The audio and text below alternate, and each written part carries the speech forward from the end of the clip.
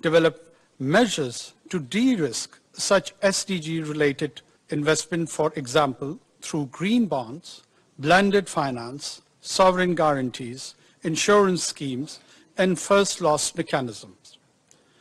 4, negotiate a revised method for calculating risk with credit rating agencies to lower the cost of capital and connect all the stakeholders on one platform.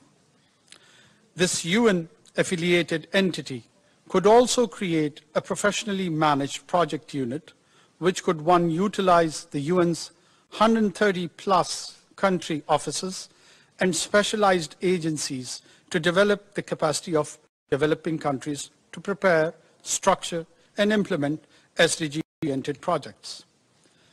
Also help national governments to develop the regulatory and incentive structures to attract private investments and help accelerate the preparation of national projects. Last, authentic projects for their relevance to the SDGs. Pakistan will further elaborate this proposal during the proceedings of General Assembly. I thank you.